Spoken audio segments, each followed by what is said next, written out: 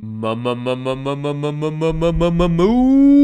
gang, what is going on? What is going on? Hello, hello, hello, folks. I hope everyone had a okay midday session. AMC bouncing off of 29.81. We're now heading back up to 31. GME bouncing off of 145.69. It's currently making a run back to 148. SPY kind of sideways. I could zoom in a little bit more on that. Actually, let's switch over to IWM. It does seem as if the Russell 2000 is a bit more impactful. You can see a lot of similarities. Robinhood somehow magically saving itself off of 58, and it's right now at 72 on HOOD. All right. Hello. People are starting to come in. I appreciate you. I appreciate all of you. Hello. So I have a couple of things I want to go over. I'll quickly give you the Ortex numbers and we could look at some of that other stuff. But there's two, important things I really want to go over before we get into Power Hour that I think are going to be important. From the Discord, there was some requests to basically explain the options chain, calls, puts, and what it means and how to interpret the options chain. So we'll be doing that. And then I also want to dive a bit more into let's call it the math surrounding this Say Technologies vote right here. So I think there's some important things we can go over, and I appreciate all of you for sending me early this morning. There I was doing my own math and studying last night, and then early this morning I heard some people just saying something along the lines of, hey, you need to check out this DD, and some people sent me that Reddit. I am a little hesitant to just accept Reddit at its face value, but I have to admit, and we're going to be getting into it, so I'm going to be giving this person all the praise that they deserve. With D Riles, I believe. It's on Reddit, but we're going to be going over that.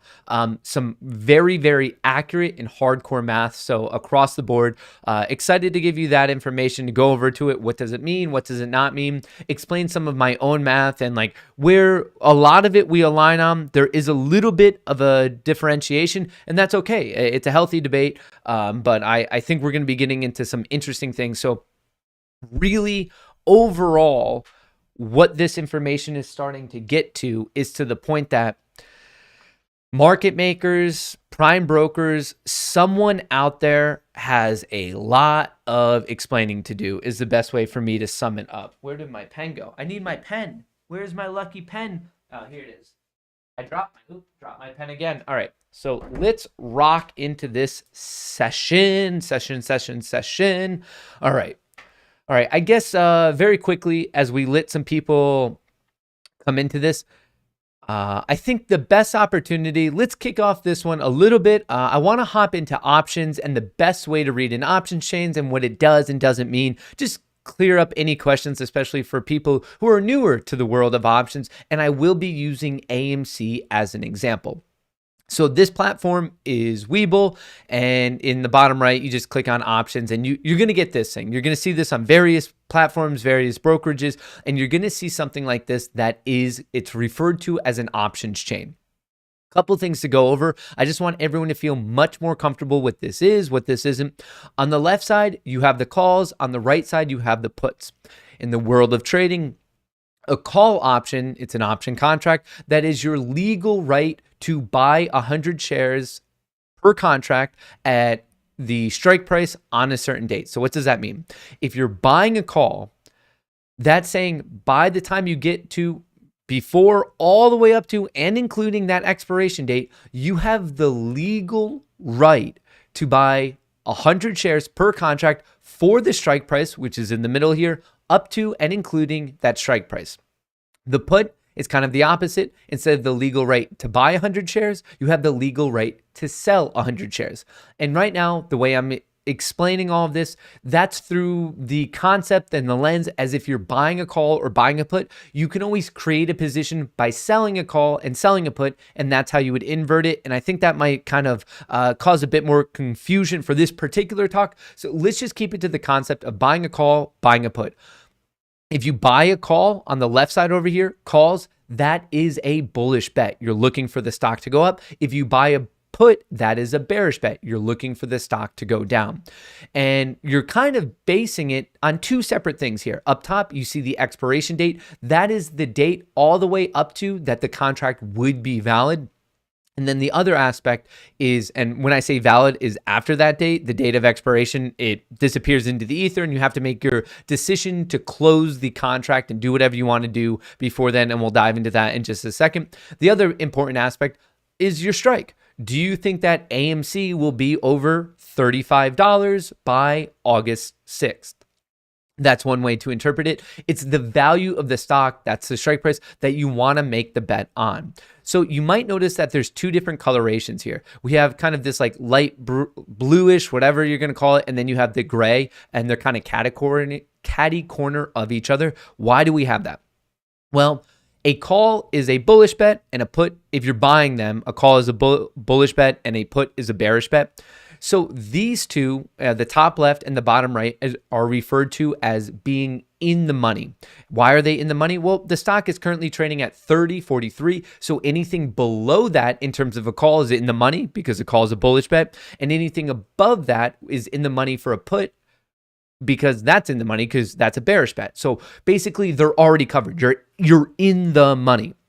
The opposite of that, the top right and the bottom left, would be referred to as out of the money because in a call, you're looking for the stock to trend upward. And then if it gets above 31, 31's then in the money, 32's in the money. As the stock goes up, up, up, more things go from out of the money to in the money. And then the opposite's true for the put. As if the stock is trending downward, you're going to have more of these strike prices that go in the money. So basically, top left, bottom right, in the money, top right, bottom left, out of the money. On the right side, you have the puts. On the left side, you have the calls. In the middle, you have the strike price. That's the price that you're betting against versus the actual value of the stock. And then on the top, you have all of these different expiration dates. A couple other things to pay attention to here. So when you're in a call, when you're in a put, if you own those, you don't have to ride it till expiration. You can get out beforehand, just so everyone knows. And there's a couple ways to get out. You can exercise it. So for example, let's say that AMC decides to rip tomorrow. You buy calls at 31 and the stock rips. You can exercise it. And that's basically fulfilling the contract. You're saying, no, I want the 100 shares from whoever sold me this contract for 31 a share. That's what you would end up paying. On top of that, the other thing that you have to pay to create the position is referred to as premium. And right here, here's the bid and the ask of the premium. So right now, if you see $1.50 and that's what you're trying to get filled at, remember that options are leveraged at a rate of 100 to 1. So you're paying 100x that. It's not $1.50, it's actually $150 per contract. This is called the premium. That's what you pay to get into the contract. And then once you're in the contract, you're now playing it. So if you decide to exercise on it, let's say the stock runs and you bought the contract at 31 and the stock's trading at anything above it, it might behoove you to actually exercise that.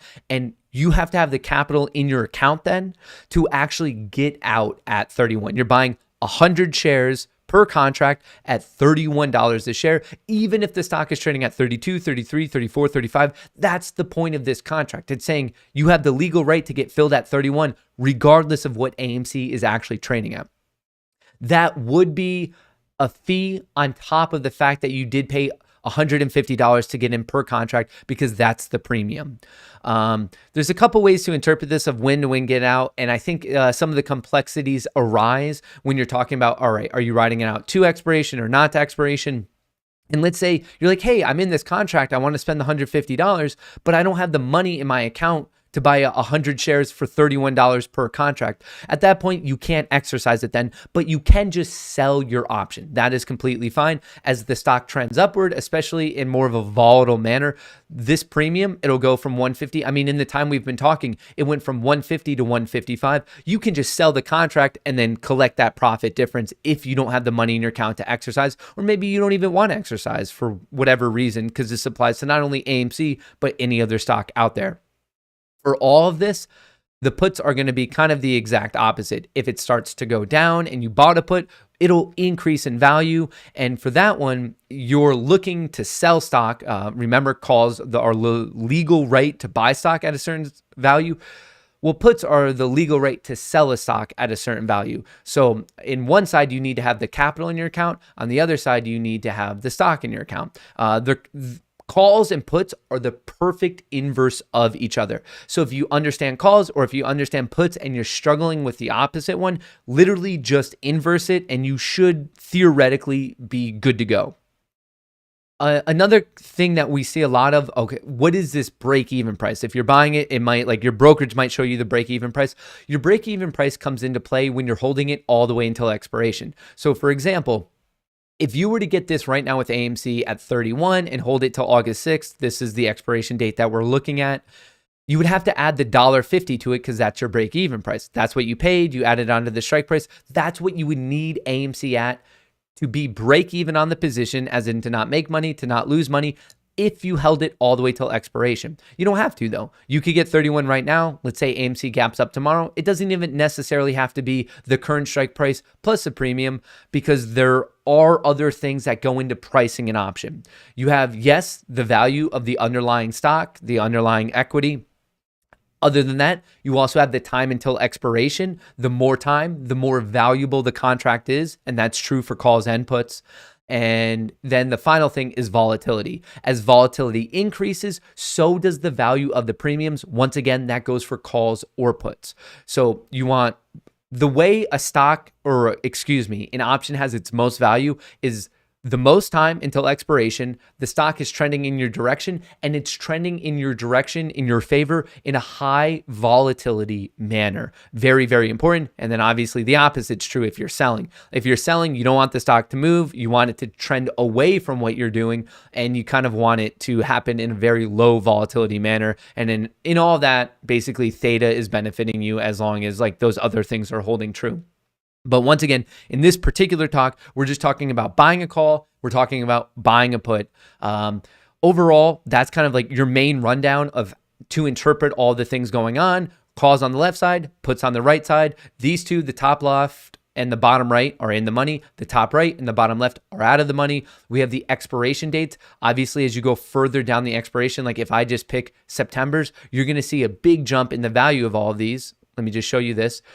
Comparatively, look how much more valuable these contracts are. It's just because you have so much more time until expiration. As you have more time till expiration, the value of the premium naturally goes up. And that makes sense because it means you have more time for the stock to actually do something. So I just want to illustrate how if you go up, they're gonna be more expensive.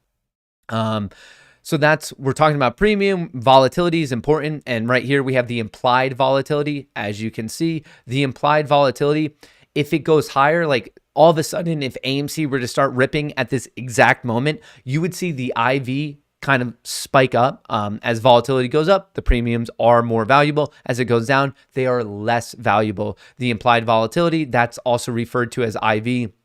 Another way you can interpret this, so we have the bid and the ask, that tells you what's going on with the premium. The last price, that's just like the last trade that went through for that option. Volume is the volume traded on that particular day. So on this particular day, there was 12,000 in trading volume on the 31 for AMC, and the open interest is the cumulative aggregate total of the live contracts for that strike price on that expiration date. So volume is for that day, and then the open interest is the current running total of live contracts that are still currently active for this particular, whatever your expiration date is and whatever your strike price is.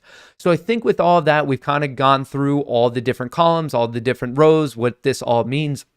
So I hope that offers a bit more clarity on what an options chain is. Obviously, we're kind of just scraping the surface here in terms of options trading. This is more of just like a quick run through of what this stuff does and doesn't mean, but it gets much, much more in depth. But I hope that this is more of a good setup for you, feeling a little bit more confident when you're looking at and trying to understand what an options chain is. All right, I guess with all of that being said, let me know if you have any questions on that. And if you don't have any questions on that, that's when I want to hop into this conversation about what's going on with this Say Technologies vote and voting on Timothy B and all that. But I'll give you guys a couple of minutes. Let me know if there's any just options chains questions in general. I'm more than happy to answer them. Hedge trap or not? Hold is on a tear today. There's no reason we can't make money on the way up. Might explain stop losses to the ape. A stop loss, well, it depends on what type of stop loss, but whether you're long or short, it's when the stock or option hits that value that you're going to close the position. My guy, what is going on with AMC doing so bad? I've been down 8K plus for a month, by the way. Love you and what you do. What's going on with AMC is supply is outweighing demand. Whether true supply, true demand, whether manipulated, whatever you want to call it, at its most inherent level, the supply is outweighing the demand. The buyers and sellers, remember, with every single trade, if you're buying, someone is selling. If you're selling, someone is buying. Every trade, a buyer has a seller. Every seller has a buyer. You're not buying from the ether. You're not selling into the ether. What moves the price is the agreed upon price between the buyer and the seller. Right now, if the next buyer and the next seller agree upon 36, AMC would hop up to 36. It's all about the price that they agree upon. If I'm a painter and I'm trying to sell you a painting, you and I agree on a price that it's going to get sold at.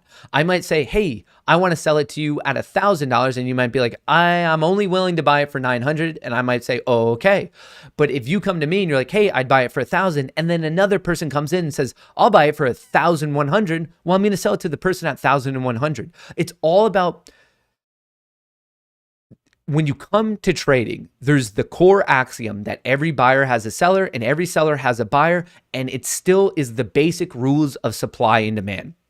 Yes, we can have a conversation of, can they manipulate supply and demand? That's a different conversation. I'd like to think that the answer is yes, but it still comes down to these core axioms of every buyer has a seller, every seller has a buyer, and it's always just the basic supply and demand. Right now, if every hedge fund and retail investor in the world wanted to buy AMC, that would be an immense amount of demand. It would override the supply and the price would skyrocket upwards.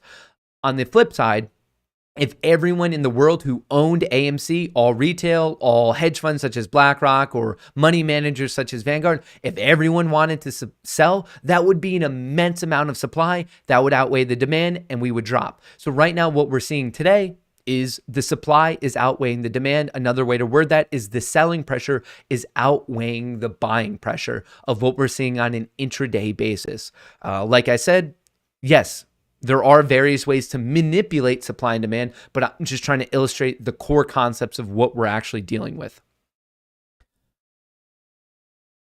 Please explain how to confirm shares I have on Webull. You have to create an account on Apex Clearing and then connect your Webull account on Apex Clearing. I 100% trust Plaid and all that information. The fact that Say Technologies is a link tweeted out by Adam Aaron, I trust that. If you don't trust it, okay. If you don't want to deal with it, don't deal with it. I think you could do it. You should always have two-factor authentication. If you want to, afterwards, you should change your password. Honestly, that's just a good cybersecurity tip in general. You should always be kind of updating your passwords at a regular cadence.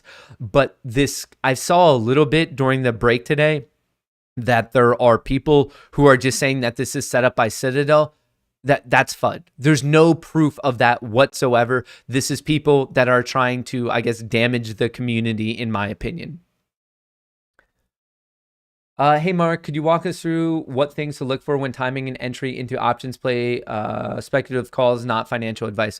So for me, I think it's a good thing to follow the flow, follow the big money, look at the open interest, look at the volume, see where the big money bets are.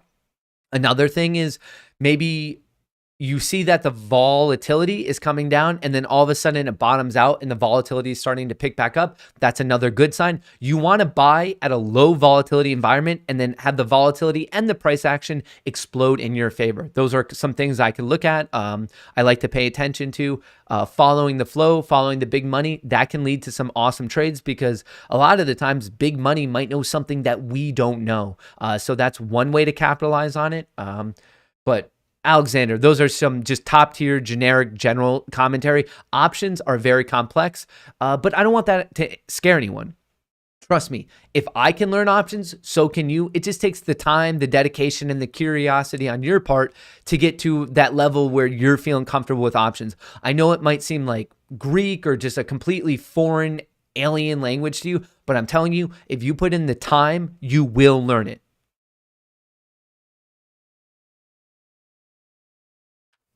Matt, give me some hope, inspire me, feeling down, clutching pearls very hard.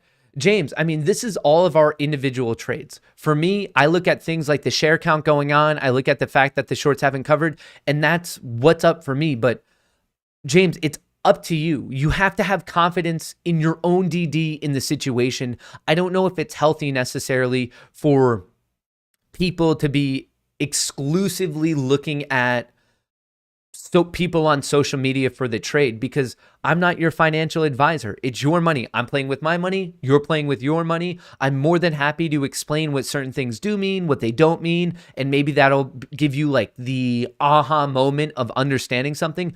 But in terms of hope, I mean, what gives me hope is my own DD in this play. So with that, I would say that what's going to give you hope is confidence in your trade. Like this is your trade as much as it's my trade. So if you don't have hope, or if you're lacking hope, maybe dive a bit more into the DD and feel confident in what it does and doesn't mean, because that's what's going to give me hope. And yes, I could explain my DD. And of course, like the fact that the shorts haven't covered, they're paying this fee. They can't pay it forever. Like they don't have an infinite amount of money, but still when it comes down to it, it's your trade. So you have to have confidence in your own trade.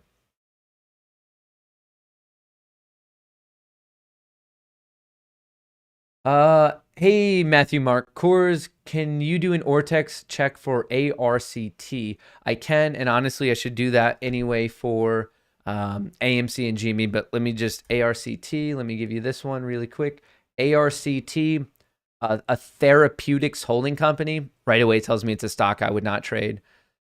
But the short interest is 24%, and it's a low float. So that's kind of interesting. But I see that it was running, is this yesterday? They might have ended up covering yesterday, and then we'll see the report of that tomorrow. Remember, you cannot get the report of shorts covering in real time. It's operating on a 2-day delay, but really no other aspect beyond that is, I guess, delayed on Ortex.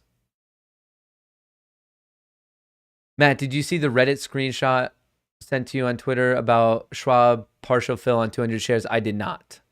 I'm an irrational and superstitious Greek man. Perhaps we should move AMC back to the right. I like to follow it more of like with the alphabetical. I mean, a lot of the people are here specifically for AMC. I'm still long on AMC. I'm still long on GME, but I like just more of the alphabetical setup.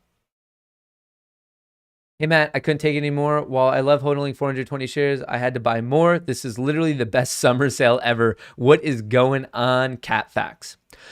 All right. I'm not seeing really any questions coming in about the options chain. So maybe I should, what's the best way for me to do it? Do you trust ITH? Who's ITH? Sorry. MTPA, I'm not really sure what this question is. Do you trust IT? I don't know who ITH is. What is this? Are typical meme stocks upsurge caused by delta gamma hedging more or less effective if said call options are bought at sooner or later expiration? It doesn't really have to do with the length of the expiration. It has to do with how many contracts are going into the money. So it's just an immense amount of contracts that go out of the money to in the money, and they force the hedging from the people who sold them. Why are banks and pension funds investing in AMC? I mean, I think it's as simple as they believe they can make money off of it. No one invests into a position really that thinks it's going to go down. They're investing because they're like, hey, I see value here and I think it could go up. Okay, so let's talk about, hang on, let me get set up for you folks. And I want to talk about this, and I want to talk about this. And let me zoom in. You guys know me. I'm not the biggest person to bring up Reddit, because I think some Reddit is awesome. I think some Reddit doesn't know what they're talking about. It's a mixed bag. This is one of those scenarios on Reddit that I think is an amazingly good write-up. I believe, okay, it's on AMC stock, and it's posted by with D. Rawley's. If you want to check it out, it's called Some Proper Statistical Analysis and More Realistic Estimation of Shares. So before we get into this, let's set a premise. Let's set what's going on. So just so you know, AMC, as of now, as I'm filming this, has reported about 513 million shares in its outstanding shares. That's how many shares can be owned. Obviously, that gets a little bit more complicated because whenever you short, that means that someone's loaning it and you buy it. Even though you bought it, you're lending it out. And then from there, someone who borrows it sells it. So there's a new owner. So you can go above that 513 million shares legally. I don't want anyone out there to thinking that the max value is 513 million. That is not correct. That is a misunderstanding of rehypothecation. If you own it, if in a system there's 5 shares, I own all 5 shares, I loan it out, someone who's shorting it sells it to someone else. Well, now I still own 5 shares, but there's 10 shares because they sold it to someone else who ended up buying it. That is rehypothecation, and it can daisy chain out literally until infinity. And because of that, when we're talking about AMC, the 513 million shares, that is literally the minimum ownership. I know it's a weird concept to wrap your mind around, but whenever it comes to a stock, the minimum ownership is 100%. And as soon as you have any legal or illegal naked shorts, you're going to go above that number and the ownership is going to go above 100%. So we just need to set some base, some base concepts for this conversation to make it a little bit more fruitful. So as of now, as I'm saying this, AMC has 513 million shares. And we know as of June 2nd, when they did the share count, at that point, there was 502 million. They added another 13.5 through an additional dilution. And we also know from that point at time, more than 80% of AMC shares are held by a broad base of retail investors with an average holding of around 120 shares. The 4.1 million, that's not saying all retail is 4.1 million. That's saying how many unique entities owned AMC. That's including all of retail, banks, institutions, hedge funds, 4.1 million. So for this, it's probably going to be easy. And this is an underestimation, which is good to be conservative. But let's say it's about 4 million. 4 million retail, because I don't think that there's 100,000 banks, institutions, insiders, hedge funds. So we're going to be using 4 million for this. Once again, that's an underestimation because we want to show, the point of this is to show that even with the most conservative floor estimates, we are somehow just violating the laws of numbers and math and that it's not adding up. If you can do that with the most conservative floor estimates, well, when you come to like a reasonable average estimate, it gets even worse. So that is why we're taking the conservative floor estimates. So we know 400 million retail, 4.1 million unique owners, including everyone. As of early June, there's 120 shares per retail owner. And on top of that, there was 502 million, but now there's about 513 million shares outstanding. And at minimum, 100% ownership. So this is where it comes in and gets interesting. For the August 9th earnings call, they have put out this system, app.say technologies, and you're allowed to vote. To vote, and to post a question or do any of that stuff, you have to register your account. And when you register your account, it allows you to see how many shares you have. So it's a verified, really running total of what all of these votes have. So for example, the big thing going on right now across social media is looking at this Timothy B questions. Do you have any plans to offer a dividend again? This is not me at all, but some big wrinkly brain out there realized that if we get everyone to vote on this, 31.6 thousand people as of like 20 minutes ago, I haven't reloaded the page because I want to keep my numbers consistent, unique individuals voted, and in the aggregate, that represented 38 million shares.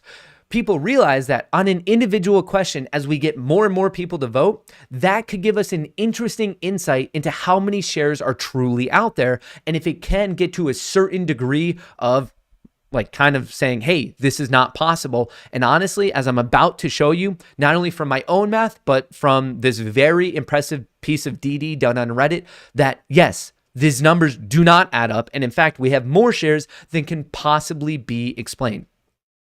So right now, this is where it gets interesting. If you look at these shares, the 37.9 million, and you divide it by the 31.6 thousand unique individuals who voted, that comes out to 1,200 shares. And just so you know, I have the math here. The 31.6 thousand divided by the 4.1 million unique individual entities that own it, that is about 0.77%. So we're very close to 1 full percent. And that might sound a bit weird to you of like, hang on, if we don't even have a percent, how is that statistically significant? And this is going to get, I guess, I don't want to get into the weeds of a deep statistical conversation, but with the magnitude of this many votes, yes, it is statistically significant, but maybe not statistically significant in the way that you think. On this morning stream, honestly, before like I was reading this Reddit and everything, I saw a lot of people doing some sort of average value. They're like, hang on, if we look at this and then multiply the 1,200 shares by the 4 million, the 4.1 million, that's a multi-billion number, but that is not good math. That is not accurate because I do not believe that the average retail owner owns 1,200 shares. I mean, that's a $35,000 investment based on the current price of AMC, especially given this past year. I don't think that the average person out there, the average retail trader, has that kind of money laying around that they could invest into this stock. So what I think it is you can't use that in any form of a normal distribution or anything like that. I think we're in a scenario where this is exactly what I was saying in the morning stream. It's referred to as a bimodal distribution, which basically is a fancy way to say that you have two different humps. You have some people who probably, and the people who are going out of their way to vote, have thousands of shares, on average over 1,000 shares. And then you're going to have most of your people who don't have that many. And that's perfectly okay. This is not fun. Let me just stick with me for a second while I explain this math. And actually, graphically, let's go through Raleigh's first, and this is a very good explanation right here, where you have less of a spike around a couple thousand, but then you also have this gigantic spike of people representing that they own a smaller amount of shares. Once again, this is a bimodal distribution, and it's way better than just averaging it and multiplying it by the 4 million. This is a more accurate, and it's a more reasonable, honestly, you could say that when people are just averaging it and multiplying it by the 4 million, that's not mathematically accurate by any means. If you see someone doing that, it doesn't really tell you anything. It's not valid data. So first of all, let me set this up for you and then kind of explain their math, where I agree, where I disagree, and really their explanation and my explanation. Even though we disagree sometimes in the middle, the conclusion is still the same, that mathematically, we cannot explain in excess of hundreds of millions of shares. So anyway, let's hop into the key point of this. As a PhD holder in a hard science, it was really grinding my gears to see bad, uninformed statistics, just taking the average from voting and multiplying by 4.1 million. 100% agree with that. That is bad statistics. You should not be doing this. What I thought was unique about this, the big thing is when you have the bimodal distribution, the big question is, what weighting do you give the two spikes? For example, in real life, where you see a bimodal distribution, it was taught to me in restaurants. In restaurants, you see a spike in the morning and then maybe a spike at night for breakfast and dinner, while in the midday, it might not be there. You see this a lot. Another example is speeding tickets, I believe, is another example. So throughout the US, you're going to see a lot of speeding tickets right above 30 and 35 because there's so many, I guess, highly policed areas that the speed limit is 25. And then another one is highways around 60, 65, 70, something like that. So if you were to look at where speeding tickets are given in terms of how fast they're going, you're going to see spikes at certain values. And that's exactly where I'm hypothesizing that we're going to see an ownership of AMC, a huge spike around 100, 120 shares. We got that information from Adam Aaron. And then a smaller spike around the multi-thousand share ownership. And that's kind of what we're seeing here. Very, very important stuff. And the question is, how much do you weight those two different spikes? So what I think is big brain and very cool about this particular hypothesis and thesis is they're using the Pareto principle of the 80-20 rule. If you've never heard of the Pareto principle, it's basically saying that there's a natural phenomena that really you're going to see this split a lot. So for example, if you own a business, there's a very good chance that 20% of your employees are doing 80% of your work. There's you could use it so much of there's a good chance that on a basketball team, 20% of the players are scoring 80% of the points. You see this phenomena throughout many, many things in life. And that's why I think it's pretty unique to say that they're applying this Pareto principle, also the 80-20 rule, to this particular situation. I don't know if it's the most accurate mathematical way to approach this, but it is close enough. I think the deviation of how it could be wrong is so minuscule that we might as well ride forward with this. So what it's saying, and you could read this, I'm going to post it in chat right now just so you guys can read it yourself. Right here. Okay, so I posted it there. What it's saying is that out of this ape community, we can roughly apply 80% are in that big spike around the 120 share ownership, while 20% are more of, let's call them sizable apes, owning around 1,200 plus shares, and that's how we're getting this average. So 80% in the first chunk, 20% in the other chunk. I think it's a big brain way to apply it. So what this author did of this one is 80% of apes have an average of 120 shares and 20% have an average of 1,185. If they were to redo the number right now, it would be slightly higher, but blah, blah, blah. This is graphically how it looks. If you do that math out, they laid it out. This is a bimodal distribution. And the way you would get the total ownership is adding up all of the area under this. When this author did it, they came up with 1.48 billion shares.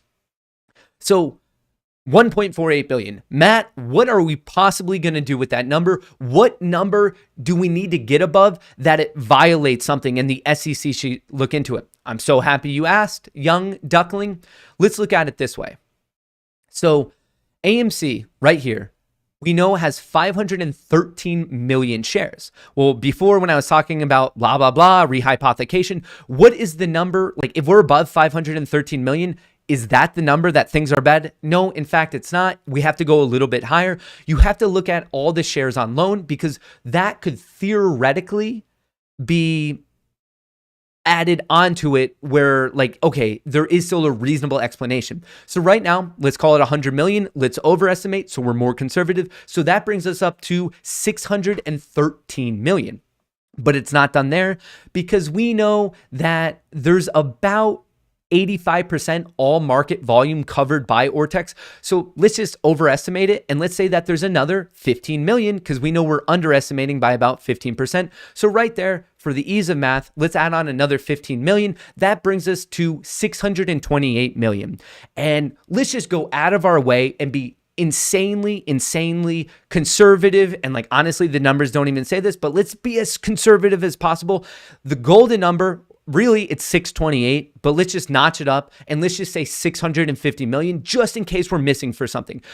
That's the golden number right there. 650 million shares. If we see anything above 650 million, outstanding shares does not account for it, and rehypothecation does not count for it. Anything above 650 million, if we cannot come up with a reasonable explanation, that means that something is going on that honestly, in my opinion, someone needs to look into. Anything above 650, that's when the red flag should be popping off and we should be saying, what in the world is possibly be going on?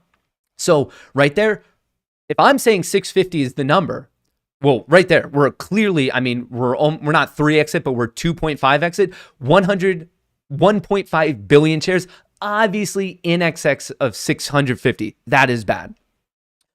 Quick note, this is a lower floor for assuming the wide standard deviations and throwing out shareholders for over 100,000. So basically, this number was a lower floor. And I think there was some interesting edits right here that we should dive into. Of interest to note, even if you took away the 80% of the 4.1 million shareholders, as in the 80% who own the 120 shares on average, with the 120 average, you would still get 980 million shares. So I think this is actually crazy. When I did the math out, if you look at the Pareto principle of just 20% of the apes who are representing this size, and then you multiply that by the current just updated math of 1,200 shares, that alone, not even counting the apes that own the smaller amount, that alone is 960 million shares, which is pretty much in line with the 980 posted in this. This was posted yesterday, so obviously it's a bit of a dynamic situation. So right there, 960, 980, let's just take the middle, 970. It doesn't matter.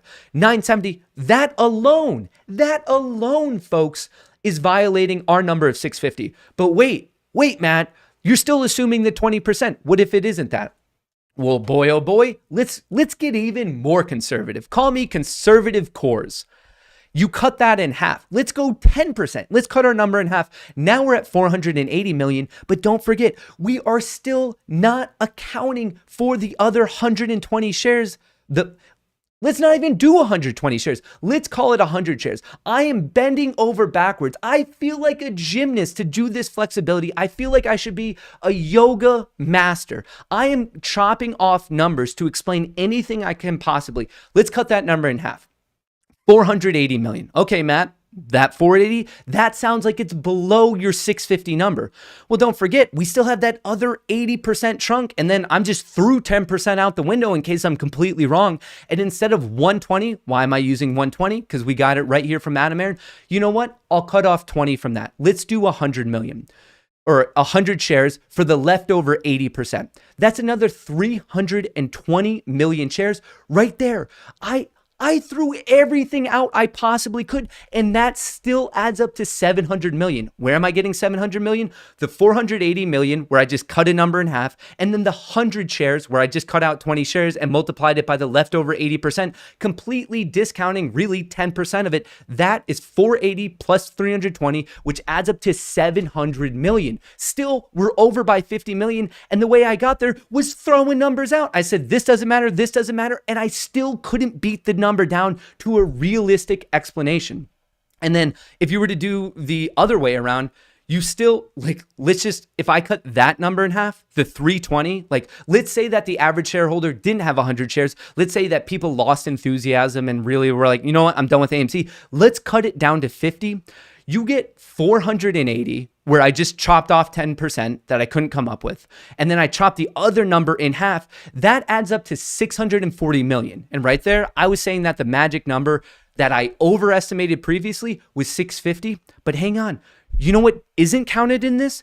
Is all of institutions. We know BlackRock has 30 million. We know Vanguard has 30 million. I went out of my way to cut every number in half and disregard other numbers. And the worst I could get it was 640. And even that was not mathematically legitimate in any way because I just threw too much out and I discounted literally every single hedge fund. And the lowest I could get it was 640. And then by the time you add in what we know of legal ownership from BlackRock, from Vanguard, you're over it. You cannot explain the numbers going on right now. Now, do I think that it's many, many billions? No, that's not what my math is adding up to. It could be that. I don't know. But I'm saying if you come in the most absurd, conservative manner possible, you can still not explain the numbers we're seeing on AMC. It's literally mathematically impossible to explain what is going on right now. I went over, I just chopped numbers, I threw numbers out. I said, let's cut this in half. I was underestimating on everything I could. And then I just threw numbers out and I still could not come up to a number that properly explains what we are seeing based on the numbers from this Say Technology thing. These are people who have legitimate verified votes. This isn't them just answering a poll on social media. This is them verifying the brokerage. It simply does not add up, folks.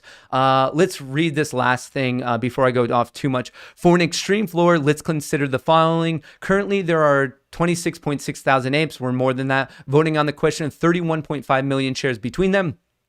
This gives an average of 1,185 shares, plus or minus 0.6%. I'm going to postulate that this represents 10% of people that are active apes and having the higher share average. So this becomes 266,000, which is 6.5% of the total shareholders, meaning 93.5% have an average of 120 shares. Using my above analysis, that means that we are at a bare minimum of 840 million shares.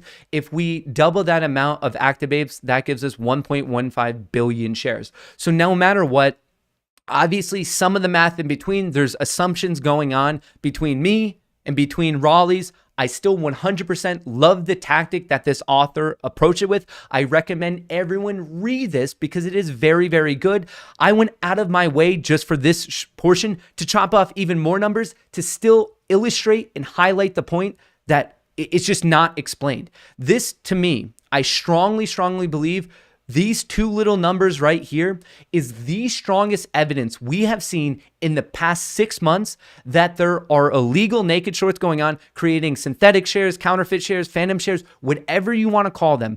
This, to me, is the strongest evidence we have that there's currently malpractice going on in the stock market as it relates to AMC, and I see no other thing that would properly explain it. I mean, you saw my math, you saw this person's math, this author's math, and across the board, there is no explanation besides illegal, nefarious, illegitimate practices going on against AMC. There is no other way to put it. Thank you. I'm here for your questions. I'm hot, folks. I'm not going to lie. I'm sweating on that. I wish I had a drink. That got me all fired up. That got me all fired up. Wait. This is a very, very, very important caveat. Does knowing these numbers, does knowing this share count mean that AMC is going to explode? Unfortunately, that is not the takeaway. The takeaway of this is that something illegal is going on, but because something illegal is going on doesn't mean that a stock is going to skyrocket. You should not take that explanation of everything going on and be like, oh, that means it has to squeeze. You know what means it has to squeeze is when a governing body looks into it and be like, hey, all these people did something highly illegal. We need to fix it.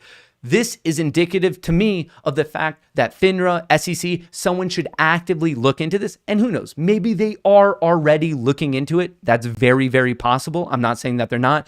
Generally, when there's a lawsuit going on, you don't want to show your cards. But I'm saying the takeaway from this of the fact that there are so many shares unaccounted for, that means that something illegal is going on. But you can't draw that connection. That means it also is like guaranteeing a squeeze. A squeeze is not guaranteed. To me, especially looking at this, I think that it increases our odds. But what it means to me is that a governing body should look into it. And I would not draw that correlation of like, oh, it has to squeeze to this value, it have to squeeze on this date. I would not. That's a little bit dangerous of a correlation to like actually jump into.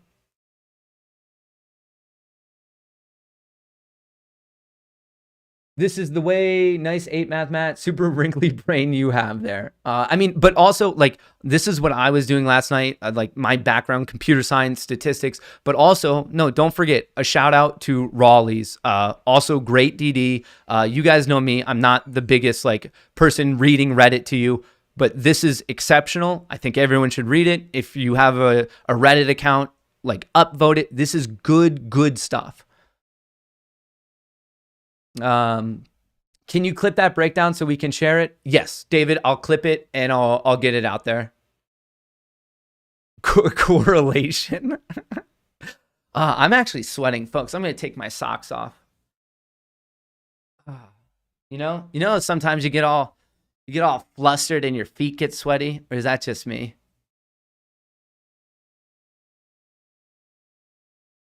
So people are saying like this concept of like, but hang on, it goes more because people aren't voting. That's not really mathematically how this works, because we have already so many votes in that there's a very high probability that this average doesn't change. So that 20% block, there's a very, very good chance that it doesn't deviate from the 1,200. So I don't want people to think that because of the lack of certain regions and brokerages not being able to vote, that doesn't correlate it to going sky high, because that's the assumption that everyone who's not being counted is drastically higher than the 1,200. And honestly, with 32,000 people voting, we probably have a pretty good sample size. I would like it to see it to get above 1%. I'd feel a bit more confident, but the fact that some people are barred from voting, I don't think that means we're going to see a dramatic change in the math I explained or the math that Raleigh's explained. That's not necessarily how it's going to work out. No sock manipulation. Oh, brother. The socks are off. Kinky Kong is back. I came for the tendies and get cheese, buy socks. This is the way. David, I'll clip that and I'll get that posted. Hey, Matt, can you repeat that one more time? What's going on? There's a lot of people who can't vote, which is a shame. In my opinion, I think everyone should vote. But I don't think that all of a sudden, if we 10x the amount of voting, I don't think that the average is going to move that much. And that's the key number there, is the average. I honestly think as more people vote, the average could drop ever so slightly, but I think it's going to be pinned pretty close to just north of 1,000. That's how I would estimate it. So yes, it's good for people to vote, but don't think that like if we double the vote, all of a sudden that means that it doubles, because we're dealing with an average, not necessarily a magnitude. But even with that, like even in Raleigh's, anyone above 10,000, he threw that person out. So he was going in, or she, I don't know who it was coming in with such a floor estimate, which to me, that's how a statistician, that's how a mathematician does it. People get pissy with me. They're like, well, why are you talking about core, like conservative floor values? Because if what you're looking at violates even a conservative floor value, what do you think that legitimate value will do then? So I do fully trust in that, DD, and I strongly believe, just my own knowledge of stats, that that person knows exactly what they're talking about. Okay, retail owns 80%, so institution owns 20%. How many shares do all institutions own? If X shares equals 20%, then 80%. Well, remember, when you're doing the 20-80 split, as of now, to be conservative, coming back to this, don't use that number 513. If you want to be conservative, use the number 650, because you have to add on all of the potential shorts, because that's rehypothecation. Don't take 513. You take 513. You add on the 100, and then to give it a little bit buffer, you add on another 15%, round up even a little bit more. You can see how I'm going through the steps to be so insanely conservative, and the number comes out to 650, and I don't see how the number would be any higher than that, because we've just built in so much room for error that anything we see that definitively proves a number over 650, not 513, over 650, that to me is a massive red flag. I can't find my query ID and token for Interactive Brokers. Anyone help so I can log in and count my shares? You sound like a car salesman. I'll cut prices, but wait, there's more. I like your math. Call us, FBI. Why do you think shorts aren't covering now that the price is so low? Because they probably think it's going to go lower. They cover when they think it's bottomed out. My theory is that hedges let it rise every 2 weeks up to on payday, so people buy higher. Then hedges taper lowered off headwards to scare the apes. June 18th, July 2nd, July 16th, July 30th, rise before the fall. The people rising it and lowering it, I think that's more of a market maker issue, not necessarily hedge funds. Remember, in the current system, market makers have exponentially more power than hedge funds. Why isn't it payday yet? It can't be to prevent a future market crash. I don't think AMC and GME alone would be something that like stop, prevent, cause, whatever, prompt a future crash. I mean, we're still talking about the overall market is around 50 trillion. I mean, AMC is a $15.64 billion company. GME is a $10 billion company. In terms of the stock market at large, it is still very much a drop in the bucket. Any chance on retailers apes reconciling with Robinhood? I highly doubt it. Where do you track volatility for options? On the options trade, it tells you the implied volatility. And then there are various tools out there that you could see the trend of volatility.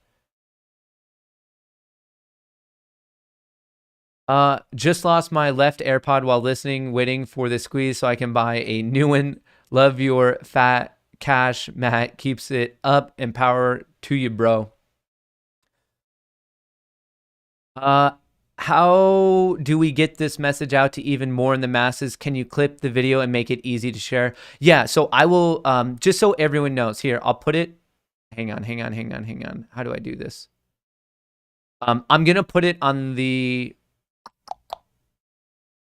I'm either going to put it on this channel or the backup channel. No matter where I put it, I'll tweet it out. And I really don't ask you guys to share anything, but if you think that has utility on for this community, I would appreciate it if you could share it and like it and comment it. All that stuff helps with the algorithm. So it'll either be on this channel or the extra Matt Kohrs Clips channel. So if you want to just subscribe to that, I just put it in chat with 3 ducks. Here, I'll post that again if you want to see the backup channel for the Matt Kohrs Clips. Matt, I have been taken down by dragons all day. What's the good word on the street? Thanks for all you do. I have been taken down by dragons?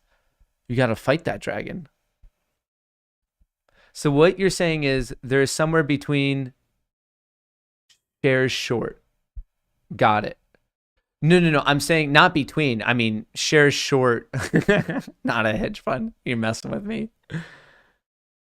Please put everything you said in a video. Your explanation was great and should be shared. Yeah, I'll clip that. I'll get it out there. It'll go out tonight. Yeah, if you guys watch it, just comment, like, subscribe, share, blah, blah, blah. The algorithm, that's how you blow a video up on YouTube.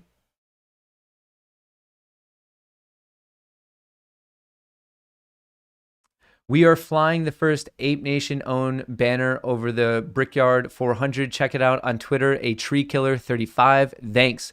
Willis, what's going on?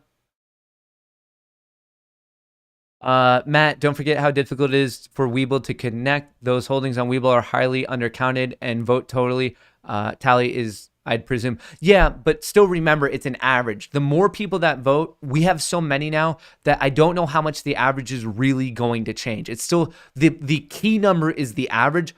And as more people vote, it might slightly drop, but I still think we're somewhere between 1,000 and 1,200. Hey, Matt, what are your thoughts on the December 145 calls? Bought it a few weeks ago. Also, please give a loud duck shout out to the Wounded Warriors hodling. Right now, I'm not the biggest fan of options at this point in time. I'm a bigger fan of shares of AMC just because I'm not seeing a good environment to get premium. So I'm waiting on that one. But shout out to the Wounded Warriors hodling and Daniel. Let's go Apes. My sphincter muscle has been getting way too much exercise lately. I'm talking about the 80% retail ownership. The 80% retail ownership, if that number still holds true, I personally think it's higher. You would still roughly multiply that out by the 650 million, not the 513. Anyone out there, I mean, I guess it's mean, but it's also truthful. If you see anyone out there taking just the average, the 4.1 million, like multiplied out by the current average. And when I say the current average, I'm referring to the 31.6 and the 37.9. So basically, if you see people out there taking 4.1 million multiplied by the 1,200, it's just not accurate. Like, it's just not good math. Like by like at all. That is not good math. And I'm not saying I understand why you would do that, but it's not easy math. That's when you're getting into the world of literally like collegiate masters and PhD level statisticians to understand why it's not good. So I'm not hating on them, but just know, please, that it's wrong. That is not a good way to go about it. Another thing is when people are using this number of 513 million, when you're doing the percentages with that, that's not good because you have to also add in the legal reported shorts, which, if you're being super conservative, adds us up to 650 million. So don't use 513, use 650, because that accounts for the shares that are out on loan and could have been sold back into the market. You would apply the percentages to 650, not 513. And please, please, please don't take 1,200 and multiply it by 4.1 million. It's poor math. It's not an accurate description of our current situation. My buddy just linked to Saytech. He has over 200 shares, but is telling him he has 60 verified. His share landing off and everything. Please help. If he bought them recently, remember it takes 2 days settlement for the clearing broker to confirm that you have those shares. How do I connect my broker to the link Adam Aaron provided? I can't find Webull. If you have Webull, you go through Apex Clearing. You make an account on Apex Clearing, connect your Webull account to the Apex Clearing account, and then you'll be good to go. My sister Stinky Kong is the foot kink girl. Yo, my duck son, thanks for all you do, hodling 3,500 shares in Minnesota. When you're convicted in your ODD, your feet sweat, and you get swamp butt. Matt Kohrs, swamp booty. They say that the Naked News has been running for 17 seasons, has a fail-proof plan to keep the viewers. They say that the Naked News, 17 seasons. I mean, right there, like I said, I mean, if you've been with me for any amount of time, I don't think there's been a point in the 6-month run that I've ever been, this is the best evidence we have of illegitimate naked shorts. In fact, when have I ever even said a number of like X amount of shares, this many shares, naked shorts? I've been afraid to put any number on it because I've never had the math or the data source to back something up. Is this 100% perfect? No. And that's why I went through painstaking steps to underestimate and be as conservative as I possibly could be. And I still could not explain it.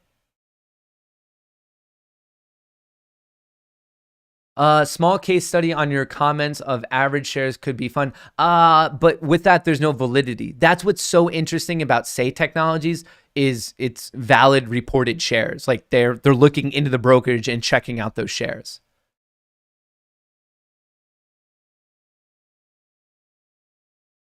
$14,000 people beating the shit out of their keyboards right now. What is the catalyst to get this looked at? Basically, we need some sort of like, I can't say that AMC is not doing an official investigation with the SEC. I have no clue. And if they are, why would they possibly announce it? The catalyst is an official investigation, I believe similar to what we saw in Overstock.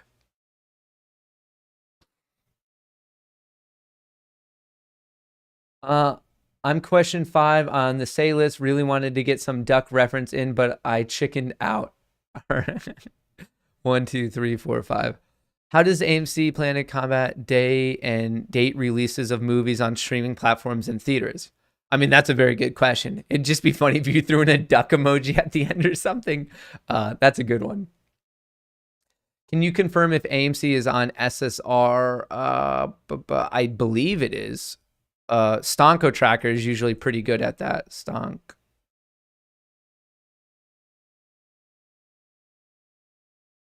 SSR is on for AMC. AMC SSR is on. I would confirm that. We are unaware of any info validating these theories in regards to synthetics. In your opinion, is that evidence enough for him to validate? No. This, what we just did, we took some assumptions and then we were as conservative as we could be. That would not, I mean,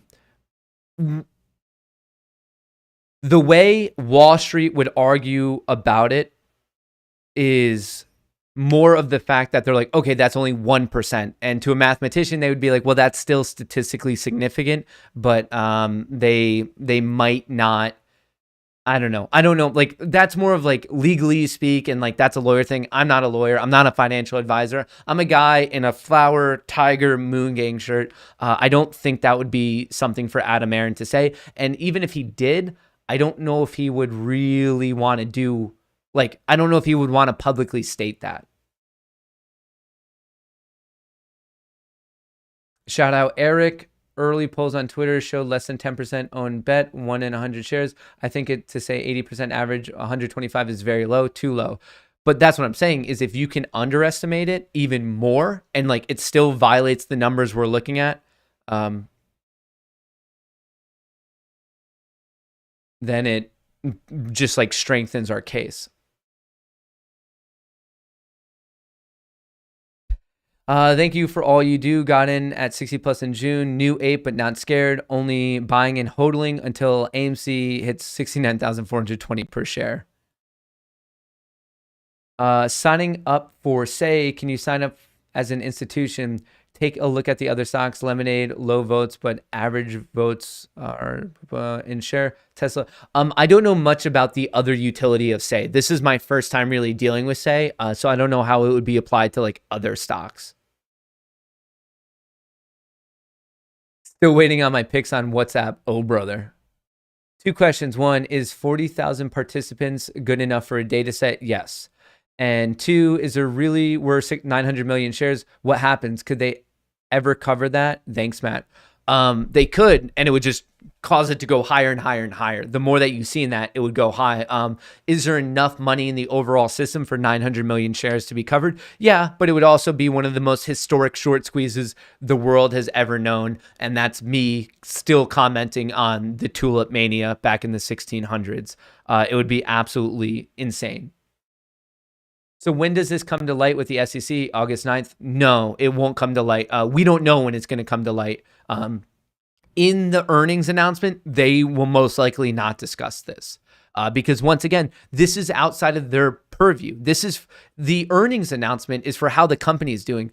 They're not going to be commenting on an SEC investigation, a FINRA investigation.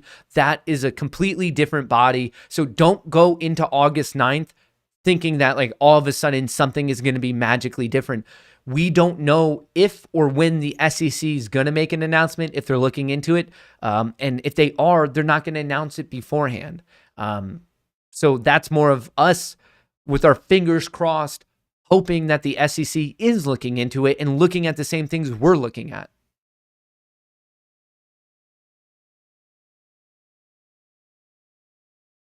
If a governing body did discover this, wouldn't they force the market maker to buy the shares to make it right? It depends on who was doing this. It could be the market maker, it could be prime brokers. That's when they would do a true financial investigation and see where all of these shares came from. If I had to guess now, I don't think there's a single culprit. I think it's a whole host of culprits. I don't think say votes equals counted shareholders. I had 3 brokerages and I'm pretty sure I counted 3 times in that 4.1 million, but once on say. But once again, that's even better. Like if that's an underestimation and that's exactly what we want. So even with it being underestimated, that's exactly how we want it to play out, Jesse. Hey, Matt, the only way this math would get thrown out the window, let's be honest, this isn't all, I guess, sunshine and roses. The way this would get thrown out and be like mathematically invalid, there is a possibility. And that possibility is that we don't properly understand Say Technologies and what it is doing in terms of unique votes and shares.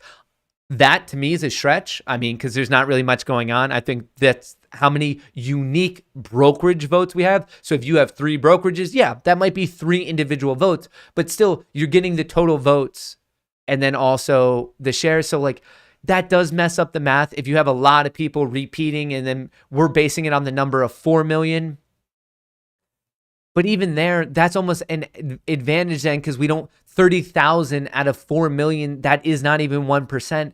So the big potential flaw in this math is if we don't understand exactly how Say Technologies is accounting for things. That is the risk to the DD we just laid out, to the DD that Raleigh's laid out. That's the big risk to the current situation. And I think it's a small risk, but it's a risk nonetheless. Bought the dip, also tried to link my TD shares on Vote and says for AMC and got an error message. Anyone else issues linking with TD?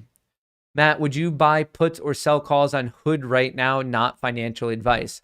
During the midday session, I bought some puts on Hood myself because I think it's a pump and dump. Maybe I'm wrong, maybe I'm right, but I did buy puts on Hood. To be completely honest with everyone, it's a medium-sized bet for me, and I bought the August expiration, but I bought puts. I think it's a pump and dump. I'm being straightforward with what's going on. Maybe I'm wrong, maybe I'm right. I have no clue. Matching you with the LT gray shirt and feeling cooler than the flip side of a pillow. Hodling. Evan, what's going on? Just got off work and clearly I've missed something. Could you give me a 30-second update on the crazy numbers is all about? Love from Sweden. Emily, it'll be way easier. I'm just going to clip it and post it. That'll be much, much easier.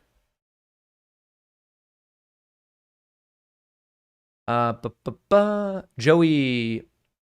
Hey, Matt, can the hedge funds buy AMC stock and sell themselves the stock using a different account at a low price when squeezing? Yes, but their P&L would still be damaged. They would be net neutral as a company, so that wouldn't help them at all. Their P&L would be the same. Because that's like, even in your same account, you can short a stock and buy a stock if you're like, there are brokerages that allow that. And that's just referred to as boxing your position. It's a box position and you end up becoming net neutral, even though like you could buy 10 and short 10 simultaneously. And yeah, you shorted and yeah, you went long, but like you're net neutral.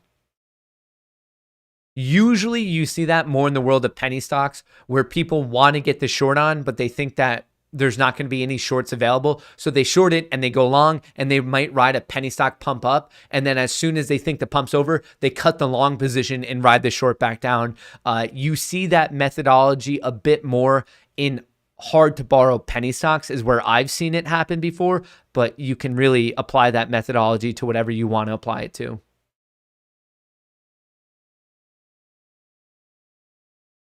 All right, hang on one second, folks. Let's stand up. Let's work on those 6-packs.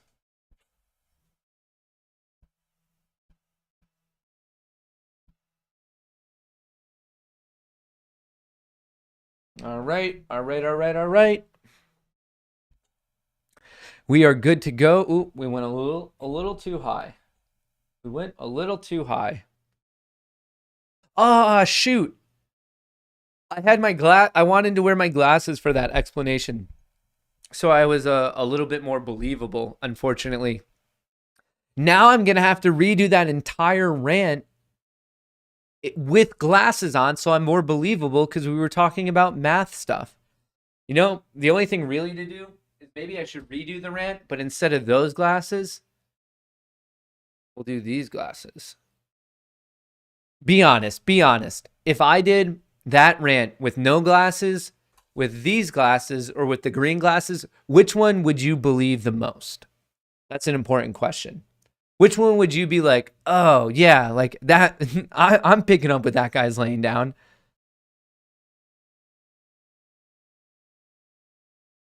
Delmape here, please share tech analysis and thesis for AMC, 40 cents, gamma, paper hands or not. Seems like you downplaying manipulation theories, hodling and buying since 120 and not seeing seismic shifts in short interest.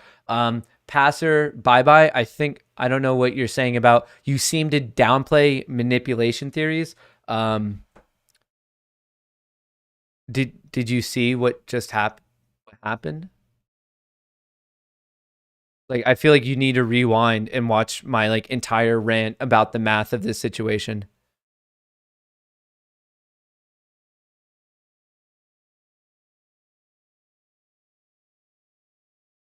All right.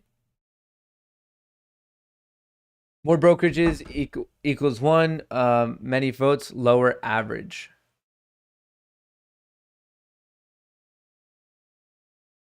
More brokerages equals one. Too many for votes equals lower average.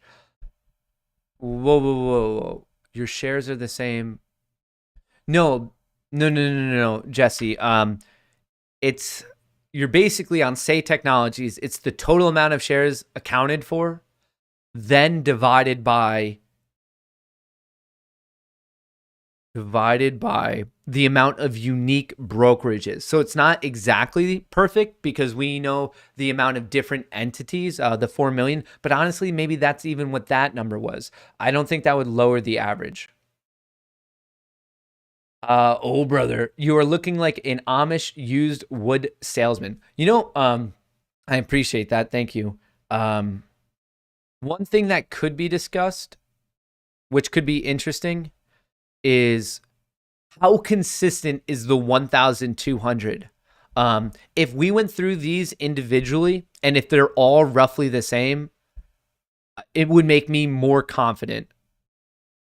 So this one right here, the second one is 1,180, still pretty close. This one, I mean, any of these ratios are going to be pretty good. This is like 1,150. What's this one? 14.9 divided by 12.6. I mean, all of these are still above 1,000 shares. And remember, when I did my math, I cut it in half. So we're good all the way down to 600 shares that like, I was like, okay, like let's just chop it in half. All of these are still over 1,000. So the concern about the brokerage and the people voting and that stuff, all of these are still reasonable. If someone wanted to, maybe they could come up with a way to skew one of these individually, but really, would they skew every single one? I mean, this is 2,000 if we use that number. This was just under 2,000.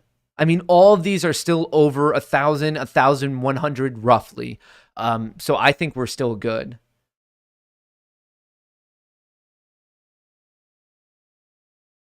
I think we are still A-okay. Keep up the DD. You can't scream manipulation with no proof. I love math. Yeah, I mean, there's so many people who just like, they love to do that. They love to get the views and the upvotes and the likes, and they're like, manipulation, manipulation. But you can't do that without proof. Like, I feel like, isn't the audience getting tired of just like everyone screaming manipulation without some sort of evidence? And when they do that, they just come up with the most random evidence. So like, look it. Robinhood has a different market cap. That means 1 billion synthetic shares. It's like they're making the most dramatic mental leaps you could possibly make. And it's so weird.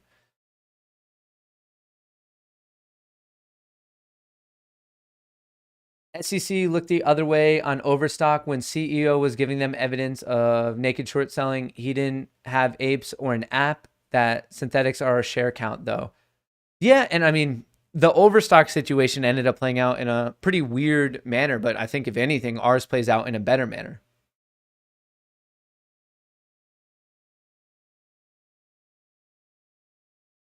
Mark, going to be honest, when I buy stocks, I just lose the money. When AMC moons, I'll probably just explode. Profits, what's that? All right, what else do we have? Matching you with the LT gray shirt, sweet. Oh, just so you know, I didn't announce this yesterday, but there is we just did a restock of like new gear, and now there's worldwide shipping on the Moon Gang merch. So if you want Moon Gang, okay, it's there. But cool new stuff. Just so everyone knows, it's just moongangmerch.com. Back to the show. Back to the show. My guy, you have to get on Charles Payne and discuss the new share calculations figured out based on verified notes. We need coverage on this issue.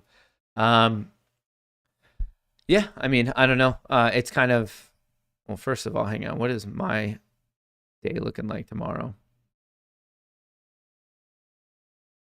Tomorrow's Tuesday, right? Or third. What is today, folks? All of you Gregorian calendar people, today's Wednesday. So that makes tomorrow Thursday.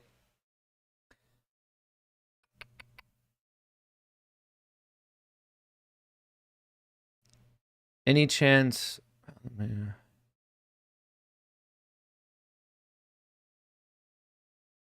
Join.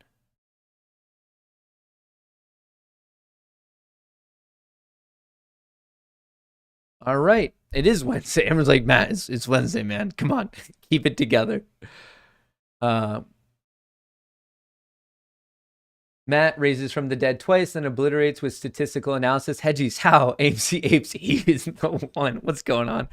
I mean, it is important. There's so many people out there just throwing things out there, and it's just whatever. And like, for me, this has gone from, oh, a cool trade where we can make a lot of money, to I am now embroiled in the fight for market fairness and transparency. And I feel like we finally have some hardcore evidence that something's going on. We're not just like the crazy people crying wolf. Like, even though we had strong assumptions and strong secondary analysis previously, it is now it's, I don't know, to me, it's a bit more evident now. I run on data, I run on math, and I feel like we actually have some good math explaining what's going on. How's this look? Moon gang to the moon.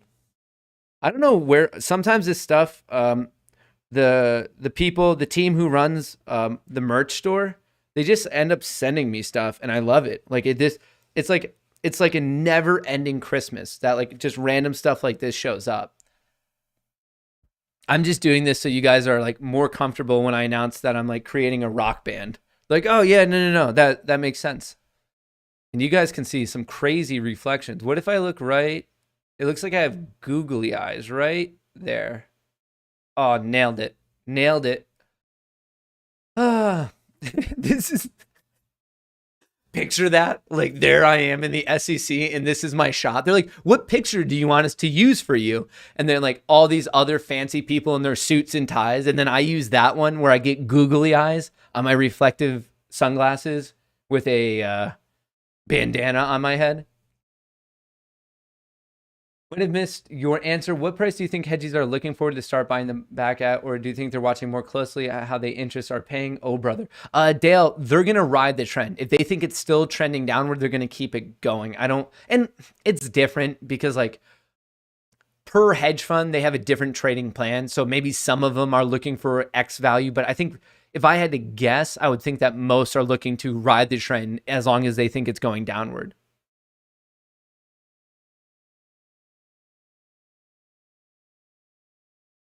What is the best platform for penny or OTC? I don't know. My recommendation is to not trade penny or OTC. It's just, I know, myself included, I know too many people that lost too much money trying to figure that out. Can I be in your rock band? I've played just about every instrument in multiple bands. Let me know. I cannot sing. I mean, listen to my voice, folks. I cannot sing and I cannot play an instrument. So sure, why not? You'd probably be doing everything.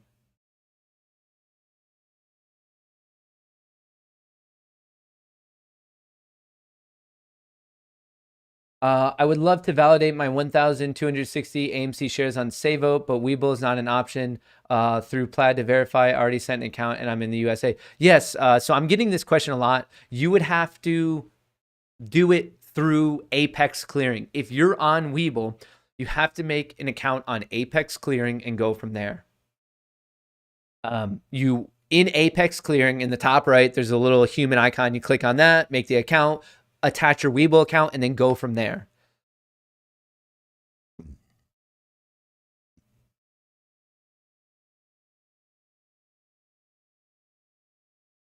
Tractor hour.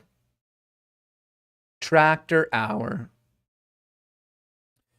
All right, where are we at? AMC 3050, GME 148.60, IWM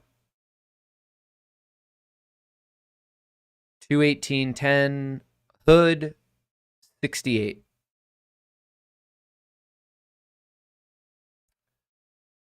How is the way that Robinhood doesn't allow people to sell their shares when they're going into IPO access even legal? How is no one talking about that? What do you mean? How is there a way that Robinhood doesn't allow people? You can sell, Derek. If you own Hood on Robinhood, you could sell it. I believe. I guess I need a little bit more clarification, Derek, but happy to comment. Can your mods repost my last question you didn't answer? Chris Curtis. I'll try to find it. Matt, people saying stock exchange is saying AMC is out of shares. Can you confirm this? I would, but I'm in a meeting watching. I disagree with that. When people are saying AMC is out of shares, they're only referring, like, it's not referring to buying shares because all shares are already owned. It's not like there's like a shelf of AMC shares and you buy it off the shelf and you say, oh, thanks Daryl, I'll see you later. When you buy, you're buying it from someone. There's already 100% ownership. When people are saying that there are no more shares, that's no more shares to be shorted, and that's different from brokerage to brokerage to brokerage. Some brokerages might have some available and other ones might not, but in total, there's still about 10 to 12 to 15 million more shares across all the brokerages that could go out on loan. All right, and then Chris Curtis. Let me try to find yours. Chris Curtis. That's Chris Terry. A lot of Chris's in here today. Almost too many Chris's, if you ask me. Christopher. Oh, tried to buy some shares today and couldn't. I'm on Robinhood. I bought one share every day since May. What would you do? Chris, I mean, there has to be some sort of reasoning why.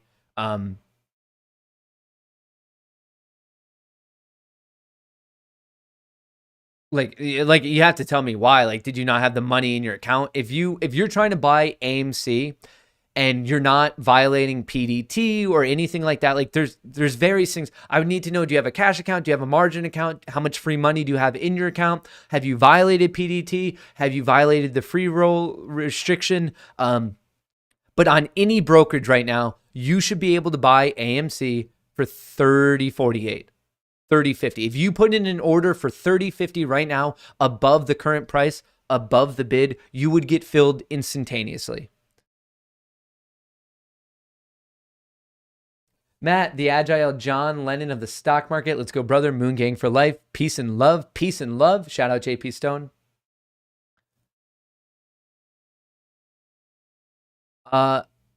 Still didn't get the question. If you put in a market order, right now the stock is trading at 30.46. If you put in a market order at 30.50, there should not be an issue. If there is an issue, maybe it's just a technical issue on Robinhood's part, but like, I guess maybe try with a different stock then. But it does, you should get a fill. You should have no issue whatsoever getting an AMC fill right now.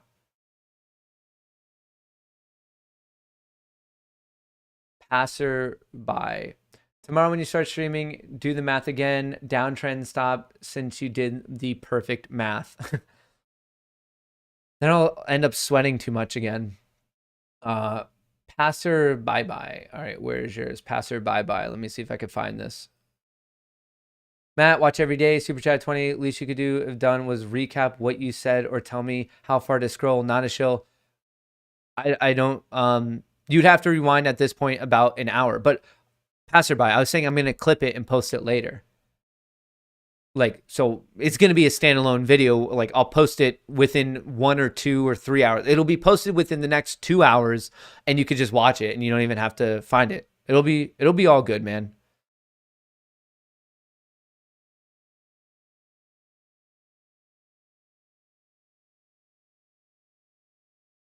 Free Brittany, can we help her next? Do you/we feel indebted?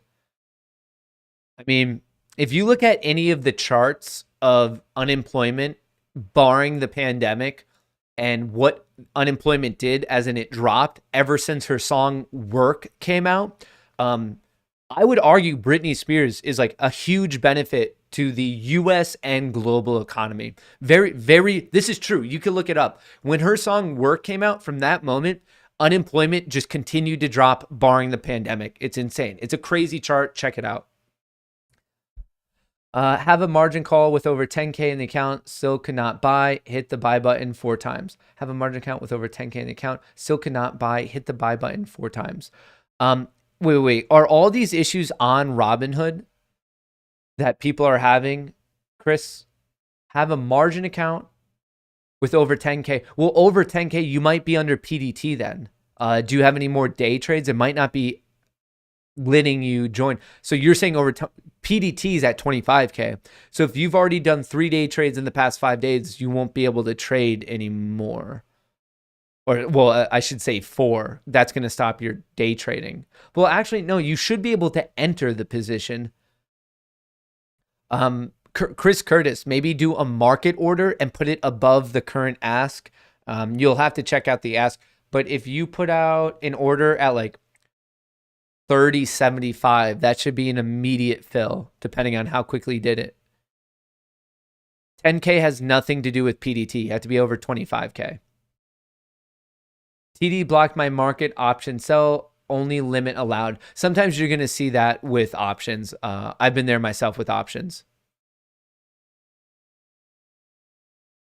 Thanks for clarifying. Appreciate you. Hodl on. Shout out, shout out.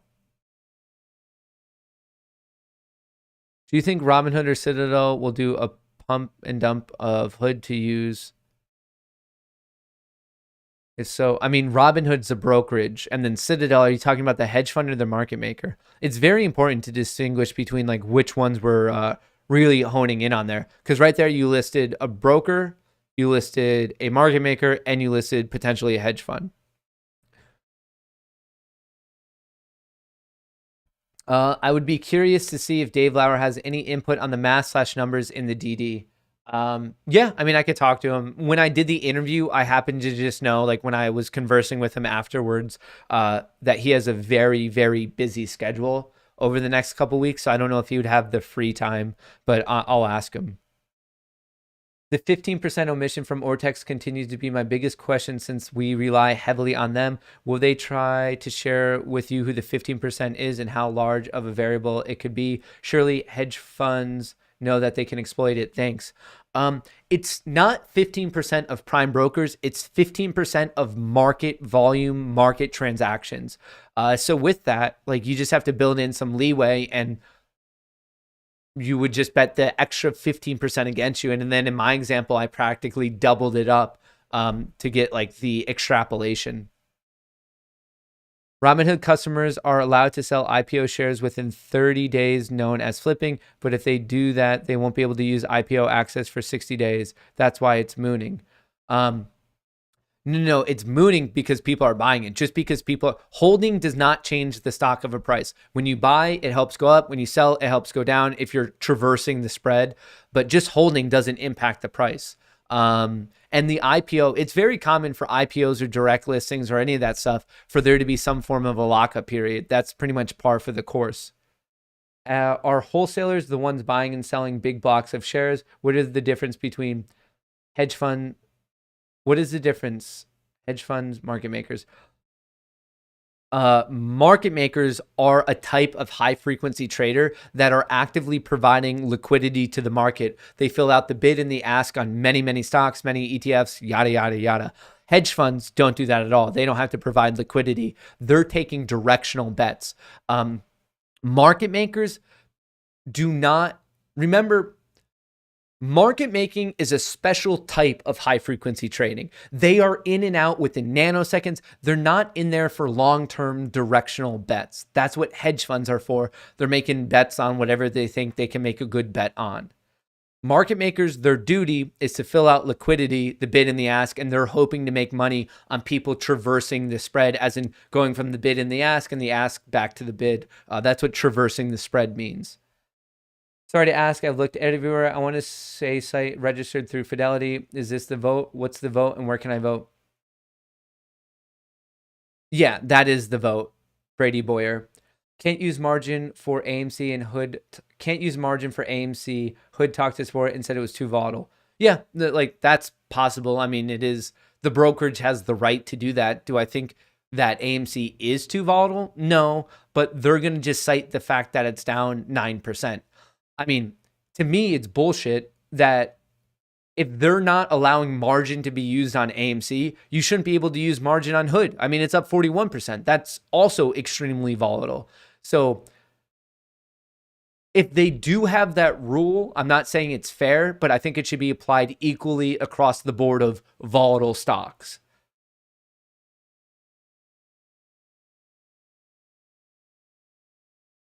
How low would be a good price to sell all of your portfolio if it doesn't move upward? I mean, that's up to you. What's your risk tolerance? Some people have a risk tolerance of $30. Other people have it at 20. Other people have it at 0.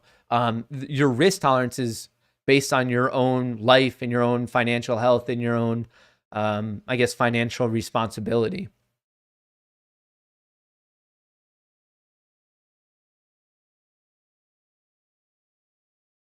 Hey Matt, can the hedge fund simply keep shorting AMC to 0 and then cover? They seem to be achieving that goal. No, because that's with the assumption that they have unlimited money. There is not unlimited money. And more importantly, there is not an unlimited amount of shares that could go out on loan. The more egregiously they naked short, the easier it is for them to be caught. So this concept of can hedge funds simply keep shorting AMC infinitely down to zero, that is mathematically and structurally impossible. They have a finite amount of money. There's only a finite of legal shortable loans. If they end up naked shorting, the more and more they do that, the more likely it is that they're going to be caught. The short interest will spike, and then that'll cause other hedge funds to buy to try to squeeze their competitors out. There's a myriad of reasons on why they can't just infinitely short it to zero. Sent you a Twitter. Thank you. I appreciate that.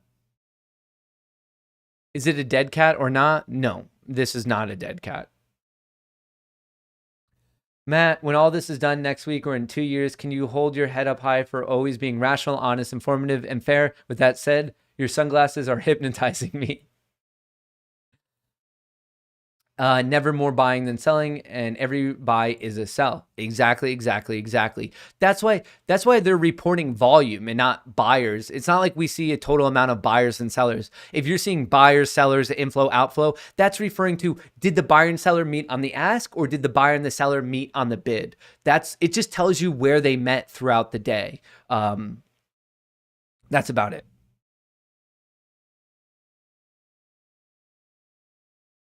We either get filthy rich or we ride in the streets, JK. Matt, remember Nito? Free Matt Kohrs was thinking she helped with the Free Britney. I have a feeling that the Free Britney probably got a bit larger. David Flores, I'm not the biggest supporter of this T25, T30, T35. We've seen that before and it led to absolutely nothing. So when people are moving forward and counting those dates, it builds up expectations that have never been hit yet. Don't forget there was a lot of sideways trading back in January before GME exploded. Sideways means less interference from hedges. It means less interference from everyone. Hedges, banks, retail. If we're going sideways, there's just not... The supply and the demand isn't overwhelming the other one. They're like what you would refer to as roughly like equal powered.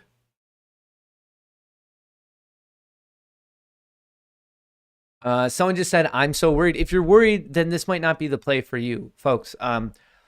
This is not a game of people on social media saying, oh, no, this is great. Just be patient. Like, you're guaranteed this money. This is not a guaranteed. I don't know how to make this more clear.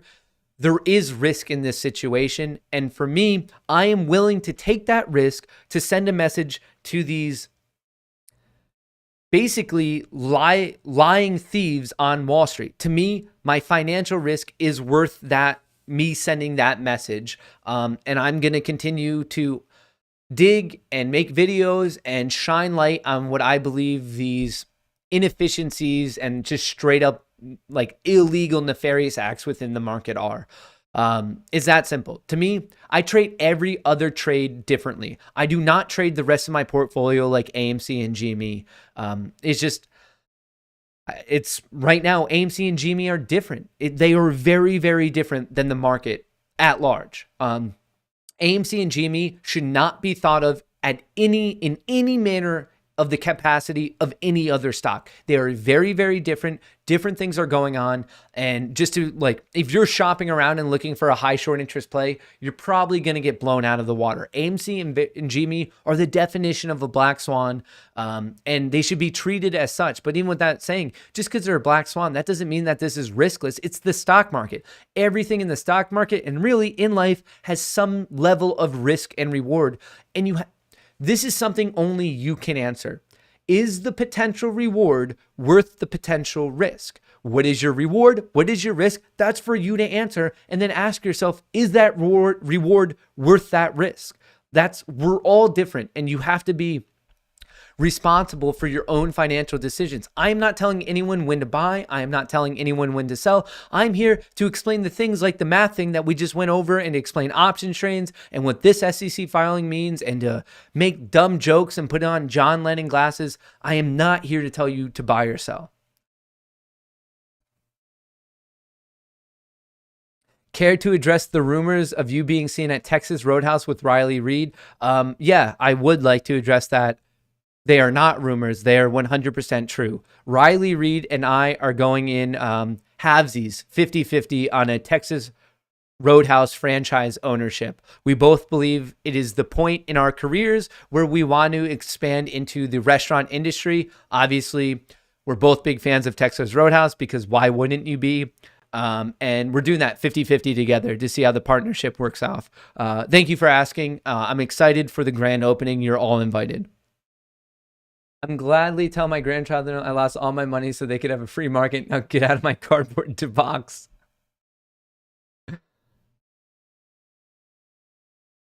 Today, I noticed that when Hood was halted, Robinhood still let you buy. Is that legal? Yeah. Wait, Robinhood still let you buy. On top of the screen, it said some brokers have halted buying, but not Robinhood on the app. Oh, you're saying like Robinhood. Okay. You're saying Hood was halted on all brokerages but Robinhood. That does not sound legal to me. I don't know how that would be possible, because if a stock is halted, it should be halted on every single brokerage, including Robinhood. I don't know if that's true though. Can anyone else confirm in chat? Can anyone else confirm in chat if you were on the Robinhood trading platform, was it still trading during the market halt? Okay, someone else is saying Hood was halted on all brokers, including Robinhood. That's what I'm saying. That would be illegal. I think it was halted on everything. How come SSR kicked in but price still not recovering? Because people are still selling. SSR stopped shorting. It doesn't stop people from selling.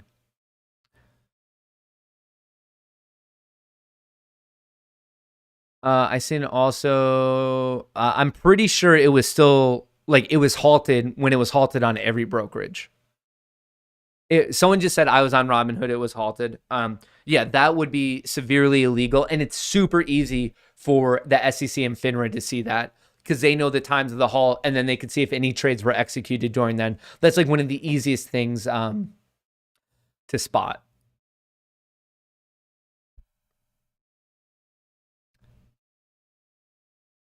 I call BS. We know you are a 69% owner with her.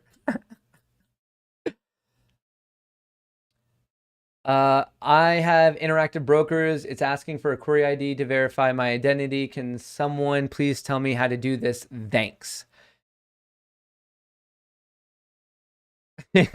Edgy.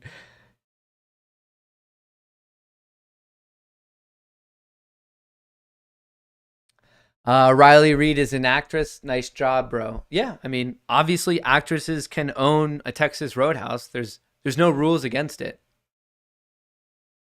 No rules against it. I'm sending you a screenshot to your Twitter DM. I mean, it would, okay. Do it.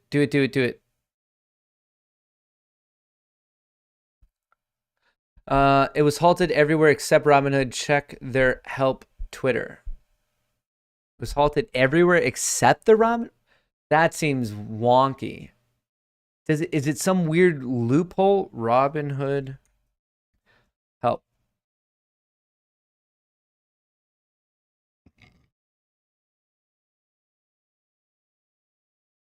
It said earlier today, exchanges, not Robinhood, initiated temporary trading halts of Hood. As in, they didn't initiate it because brokerages don't initiate it.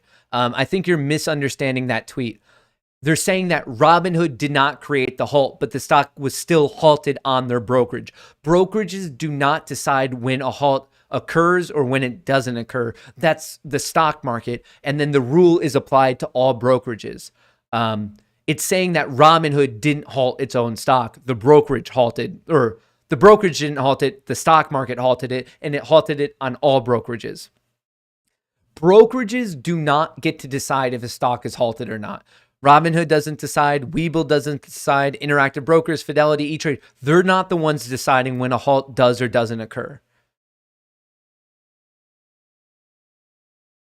If you thought my buns were nice, wait until you try these cinnamon, the signature cinnamon butter. Winks at Matt, who's awkwardly eating one. Hood was halted by markets, not brokers. They literally use the same message every time a stock is halted. Yeah. And it says exchanges, not Robinhood. It was in reference to when, yeah. So I think people are like conflating when they see Hood and Robinhood. It's referring to itself as a brokerage for not halting it. That's how that works.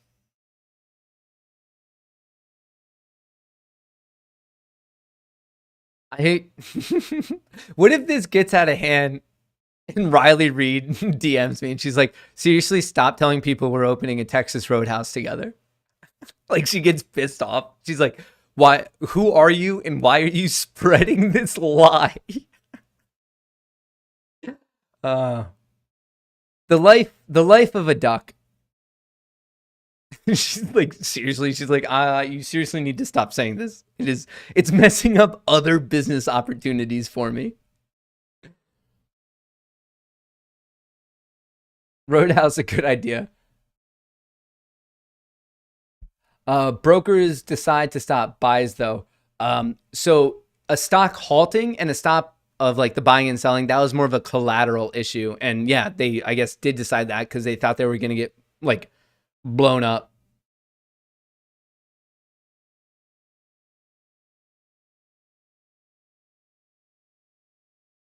What else do we have going on? This is literally the script. This is getting out of hand. Out of hand, out of hand.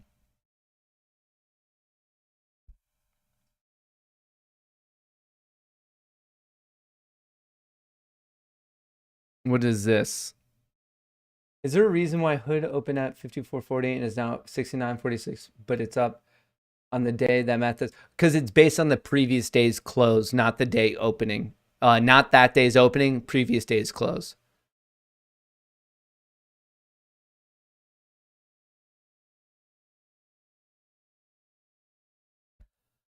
What else do we have?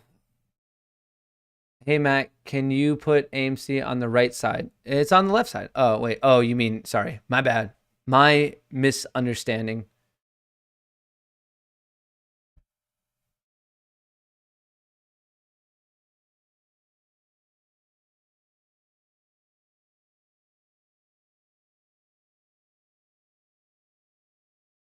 All right. Can you clip? What clips did you guys want? The options chain explanation and the math DD.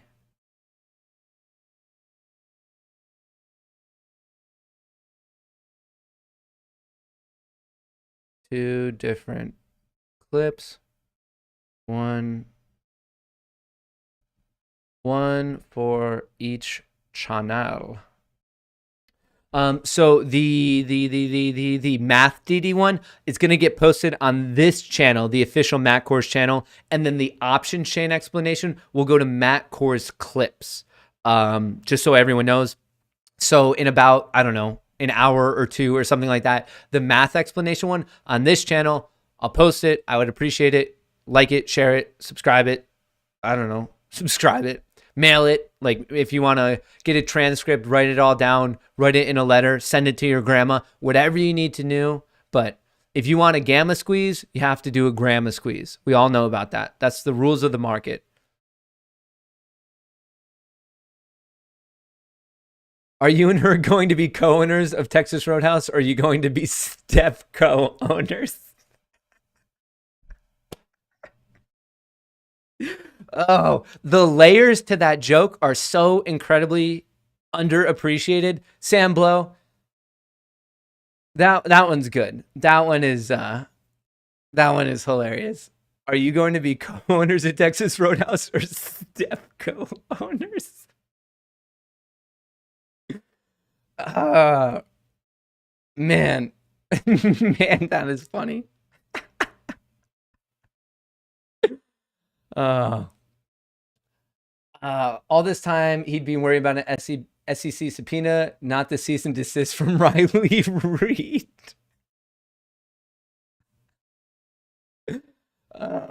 Man. Hey, just joining today. Is there something happening or just a day in the life of AMC? Day in the life of AMC. We're talking about some restaurant stuff. We're talking about some math stuff. You know, you guys know how it is. Ortex? Ortex? Interrogative?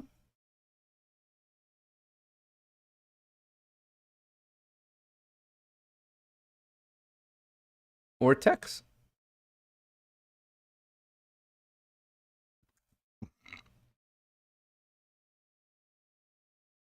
We're moving up. Moving up.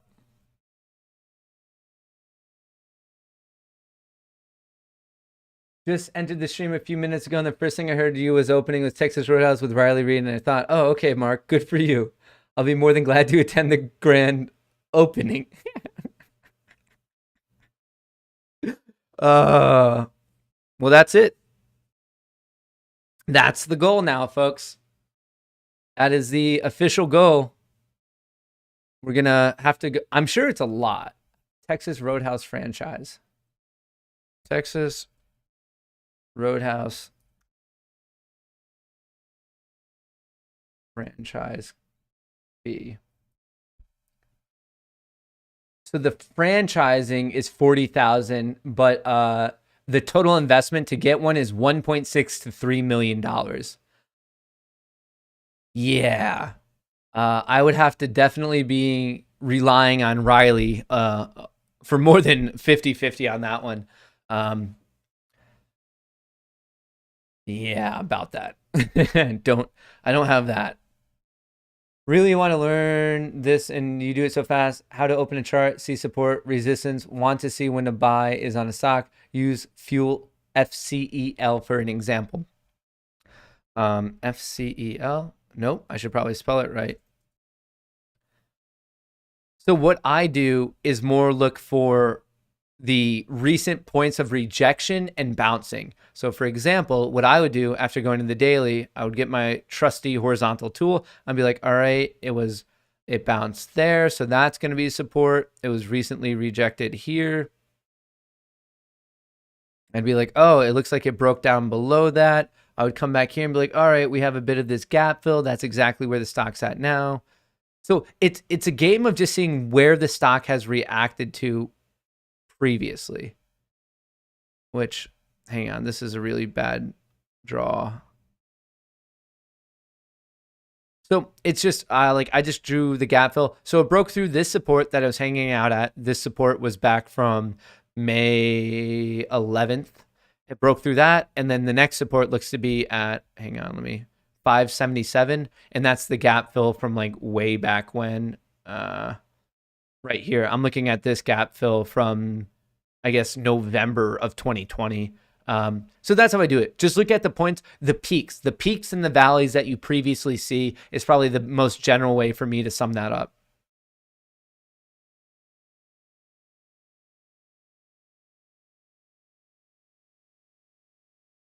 Punch the hedgies in their tulips.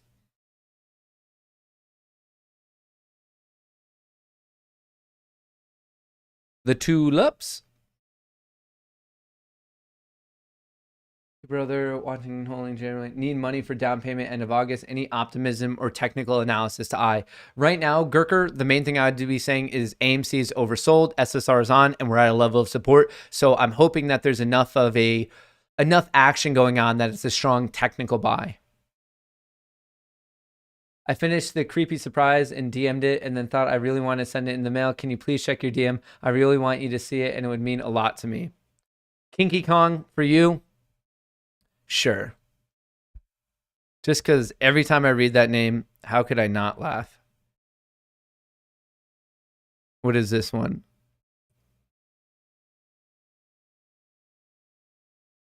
Oh, wow.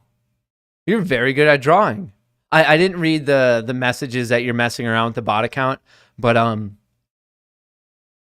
very, very cool.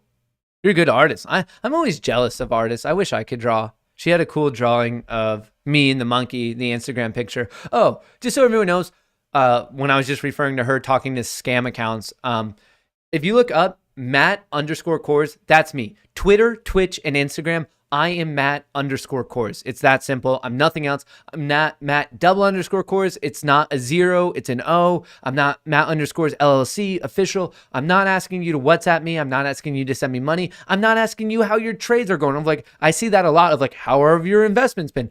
That's not how I talk. That's crazy. So please be careful about scam accounts. Is Riley your girlfriend? No. Matt, Apex is asking for account number. I tried my Webull account number, but it didn't work. Any ideas on how to set it up? Mike, that's what it is. It should be the, I think, 8-digit Webull account number. Bro, she makes $500,000 a month on OnlyFans. Wow. Well, I mean, I feel like she should be the financial support of our Texas Roadhouse endeavor, and I'll just be like, I'll be the fun.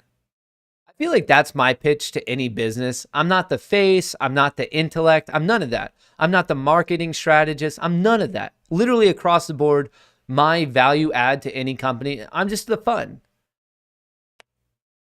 Unless I'm being cranky. Those days I'm not the fun. So you did not ask me to get into Forex with you? I did not. How is AMC going down this much if Apes and 80% of the float aren't selling? Simply shorting a stock doesn't lower the price of the stock, does it? Simply shorting a stock? Yeah, no. Shorting a stock definitely lowers the price because you're adding more supply. Like your supply is overwhelmed. Like shorting is selling. It just means that you're selling to create the position. But shorting is literally equivalent to hitting the sell button, but you just so happen to be creating a position.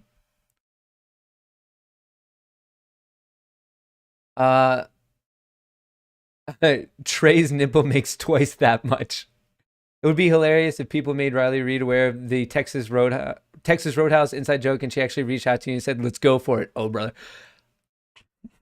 I don't know anything about the restaurant industry, but I think Riley and I can run a really good Texas Roadhouse. But if I'm being honest, I don't know what I bring to it. Like, I feel like she could just do it. Like, I'm just the baggage in this situation. But hey, it's fun. No one sings anymore. Auto-tune and hype man. That could be me, though. I could be a hype man. Maybe that's what I'm meant to do. I should be a musician's hype man. Like, I come out on the stage, I'm like, oh, how you feeling tonight? Like, I just get everyone jacked up. Maybe that's what I'm meant to do. A hype man.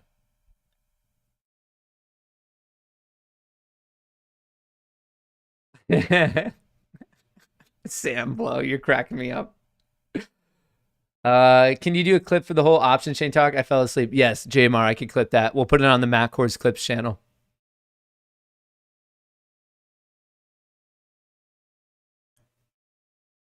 If we get Riley Reid to tweet AMC, there have been really funny memes involving Riley Reid and AMC. Like already really funny ones. I have no idea if she's aware of it, but absolutely hilarious. Matt on autotune would be awesome. So I have a PC ordered. In fact, Artisan Builds is who I got my PC from. I'm like, I'm an affiliate with them. Like I'm part of the Artisan Build team now. So shout out to them. But they're sending me a PC, an awesome PC, and I have a Go XLR. I don't know if Go XLR has auto-tune, but if it doesn't, I am buying an auto-tune mechanism software. I don't know how you do auto-tune, but I'm going to do it. And we're going to be singing, folks. We are going to be singing. Can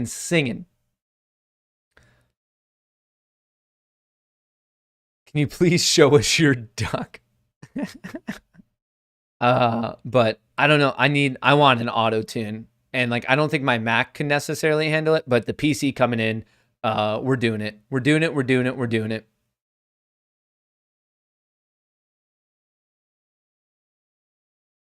Uh-oh. Matt, I was a Texas Roadhouse manager for 9 years. You don't want to do that. Franchise opportunities are not available.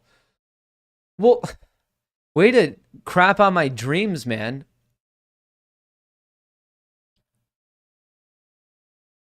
Seth, can you talk about inflow, outflow discrepancies with zero large, 8.42 out? That would be 0.1% subs be considered short laddering. No, inflow and outflow is just, are the seller and the buyer meeting on the ask? That is an inflow. And the seller and the buyer meeting on the bid is an outflow. Ask is an inflow, bid is an outflow. But it's also where the seller and the buyer are meeting. That's what it is. It's not talking about generic buying or selling. Will you please check your P.O. box today? I'm losing my mind over here with anticipation. Mine's the spray painted giant package. Johnny, I didn't go yet, but I'm going to do it in an unboxing. Like, I want it to be part of the overall unboxing so everyone can see it. Like, I want everyone to see your art, man. Johnny, I'm planning on doing an unboxing this upcoming Sunday. And if it's in the P.O. box, it'll be part of that.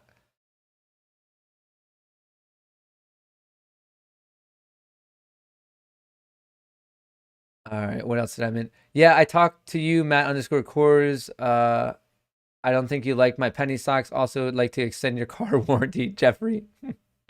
Good point. Good point. Make sure the name is spelled properly. Hey, ding, ding, ding, ding, ding, ding, ding.